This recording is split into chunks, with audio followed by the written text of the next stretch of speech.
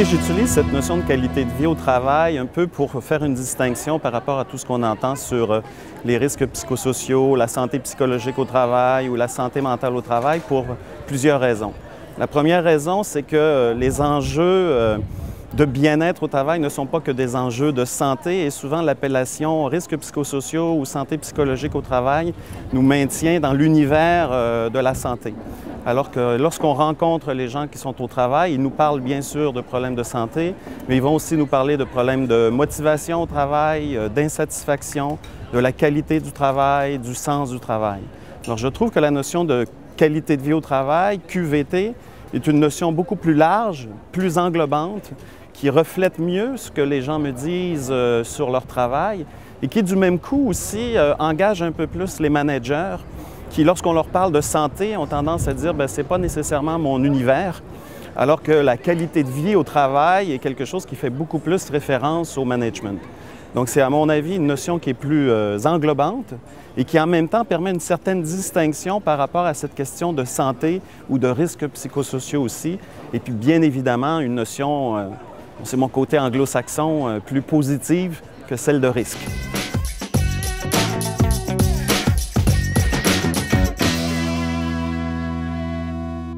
Je pense qu'on peut constater qu'en effet, qu'au niveau de la prévention des risques psychosociaux en entreprise, en France à l'heure actuelle, les entreprises comme les partenaires sociaux cherchent un peu comment on peut intervenir.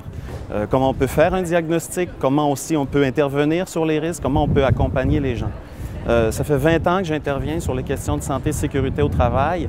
À mon avis, il y a beaucoup d'apprentissage qu'on peut faire sur les démarches de prévention que nous avons au niveau de la sécurité du travail ou de la sécurité industrielle. Il y a là ce qu'on appelle des pratiques gagnantes, des best practices qui sont éprouvées, qui ont montré que depuis 150 ans, les accidents du travail ont diminué, les décès au travail ont diminué.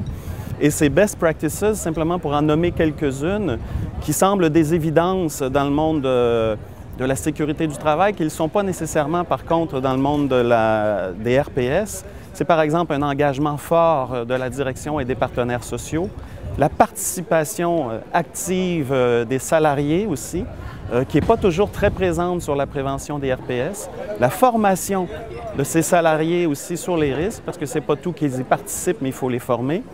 Et aussi, un apprentissage important au niveau de la sécurité industrielle, c'est que les approches les plus efficaces sont celles qui visent la prévention primaire.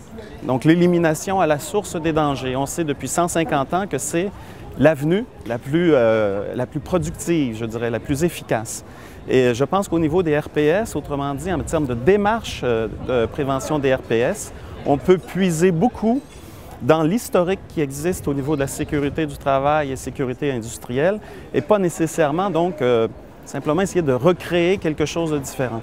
Quant à moi, les RPS sont un risque, comme un risque électrique, biochimique, mécanique, biologique. Donc, je pense qu'il faut le traiter un peu de la même manière et qu'on a là un apprentissage, un bassin de connaissances et de pratiques qui peut être fort utile pour la prévention des RPS aussi. Alors, un autre point de comparaison aussi entre les démarches de sécurité industrielle, sécurité du travail et RPS, c'est de savoir que plus on prend en considération tôt dans le processus décisionnel les enjeux de sécurité du travail, mieux c'est. C'est la même chose en matière de RPS ou de santé. Il faut donc intégrer la santé au sens très large comme critère de décision d'affaires, si vous voulez, comme critère de décision de management. Et non pas penser que les RPS, c'est simplement agir sur les facteurs de risque qui sont dans l'atelier, dans l'équipe, dans le bureau. Il faut vraiment aussi agir au niveau des pratiques de gouvernance.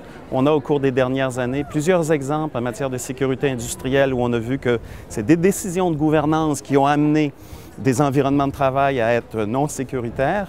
C'est le même phénomène au niveau des RPS. Et pour résumer le tout, je dis que finalement, les entreprises, à travers leurs décisions, à travers la manière dont elles conduisent les projets, à travers la manière dont elles managent les personnes, elles doivent se préoccuper de ce qu'on appelle en anglais le human footprint, c'est-à-dire leur empreinte humaine. Quelle est l'empreinte humaine d'une organisation? Elle n'est pas qu'uniquement sur le travail ou sur l'environnement, mais il y a une empreinte sur les personnes aussi, positive ou négative, et il faut donc que cette idée d'empreinte humaine ne soit pas simplement au niveau du management de proximité, mais aussi au niveau du top management des organisations.